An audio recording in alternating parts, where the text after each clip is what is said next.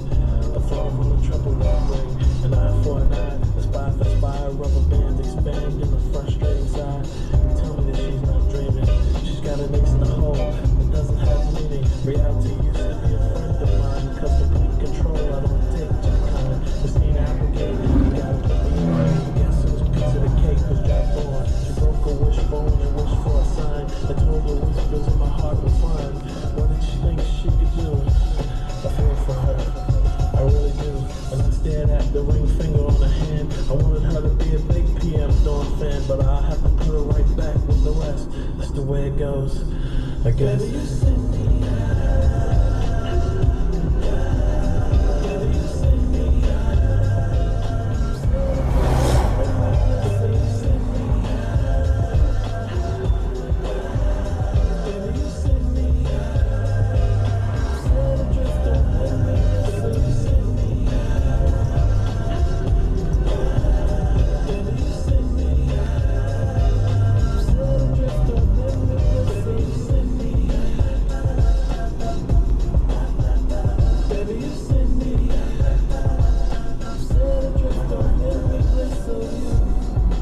Dawn and Set Adrift on Memory Bliss on BBC 6 Music. Adrift is the name of the new film. starring and produced by Shailene Woodley. Not so much Bliss, but it's bliss to have you here. So Shailene, thank you very much for joining us, and apologies for kind of starting off with PM Dawn there. No, it's all good. I'm so happy to be here. Thanks for having me. Well, thanks very much for coming in to tell us about the film. Now, so this one, I mean, I caught this, was lucky enough to see it early. I absolutely love the new film. I can imagine why you wanted to tell this story, but talk me through it from your point of view. You know, you're not just starring in this movie, you're producing it as well. Why was it a story that you wanted to get out there?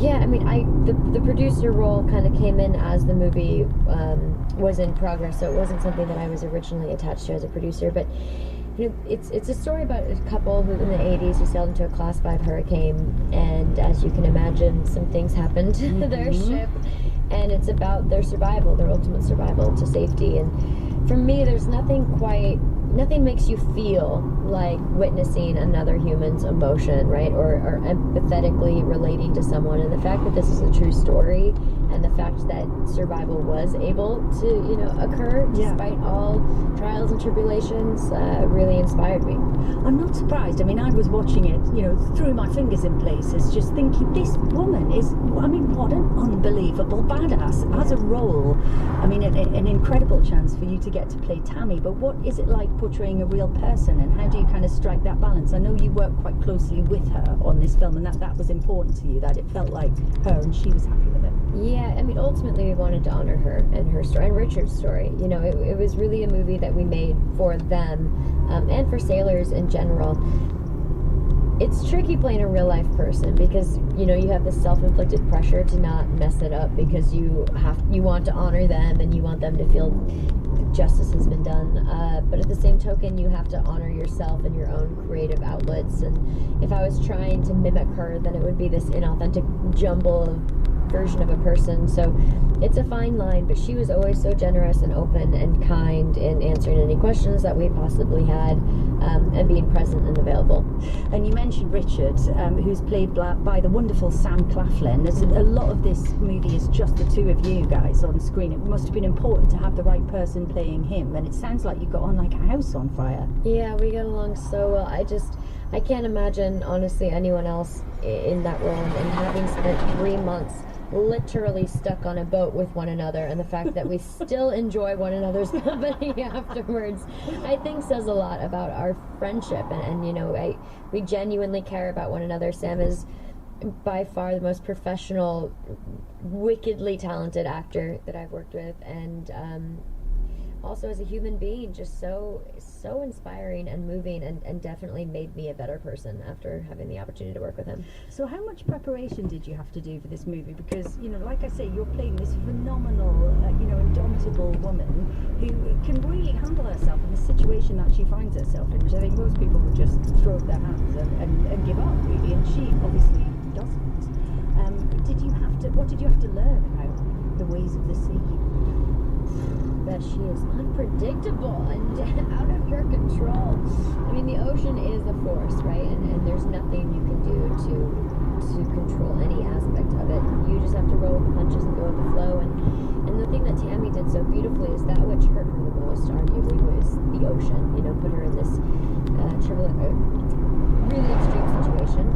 But it's also that which brought safety to her circumstance, and she had to forgive it. And so I don't really see it as a woman versus nature story, as much as I see it as a woman working with nature. And I think that we need more of these stories. We need to relate to the natural world a little bit more. Well, I was fascinated to discover that Aaron and Jordan Candell, the screenwriters behind this project, are also worked on the script for Moana, because I can see a kind of connection and a parallel there in some ways, and certainly in that, like you say, that hero who is kind of collaborating with the force that's greater than them, but, you know, and not like dominating it, but working with it. Right. Yeah, they I've been friends with them for years from Hawaii when I used to live over there, and they sent me this screenplay, and I knew that they had written Moana, and I read it and I was like, this is the live action version of Moana a little bit. Yeah. I see the theme that you guys have going on. But growing up on an island, you know, they know this culture, they know the ocean, they they understand the life of a sailor. They know sailing very well themselves, so I think they're the perfect people to bring this story to light. But is it true that you nearly missed this script because it arrived in your email inbox the day you were arrested for protesting at Standing Rock? Yeah, it is true. I believe it was that day. It might have been the day after whatnot, but it was right around that time, and I didn't read it for a long time. So my agents called me and they said, I think this script was sent to you a little over a month ago. It's really good. You should probably read it because it's going out to other people. And I was like, ah, shit. So I went through my inbox, found it, read it, and begged for the role. And just loved it. And in terms of your director, you obviously needed someone who could handle the sailing sequences and the storm sequences. That must have been quite a tough brief. Our director's an Icelandic Viking, straight up. His name is Baltasar Kormakar. He directed Everest, and is known for putting his actors and his crew and himself in extreme environments that are truthful to the storyline. And so when he did Everest, they were in Nepal, and when we did this movie, we were in the middle of the ocean. We filmed over 90% of it in the open water, and no director would ever do that. No studio would ever do that. We got so fortunate that they were willing to spend the money to put us out there, because a lot of equipment gets damaged from the salt water, and because it's so unpredictable. How do you even keep everything going with the batteries and whatnot? You must just you pray hard. You don't. We had a lot of equipment broken, and we were in the middle of Fiji, so it wasn't like we could just call up the studio next door and get some delivered. It'd have to be shipped over from New Zealand or Australia, and that took a little bit of time. But this movie was it flowed in a way that I don't know that I've ever experienced, where we just had these tiny little miracles constantly occur. It was almost as if the movie itself wanted to be made, and so anytime something broke, there happened to be a backup handy, or there was always a plan B that sort of seemingly worked out. We also get to see your guitar skills at one point in this movie. Lack of guitar skills. You acquit yourself admirably. I mean, did you play already? Are you a music fan? I am a huge music fan. I do not play guitar. I wish I did. Because it's so convenient, easy to travel with. But you're a music lover. Yes. And what kind of thing? What are you listening to? Oh boy, I started my day with Erica Badu, which is never a bad way to start the day. Always well begun is half done, isn't it? Really. Always a good way to start the day. And then I honestly love all music, and it's very. I feel like it's a mood thing, right? It's whatever mood you're in. Well, we've got a great track from the soundtrack to Drift for you now, which we might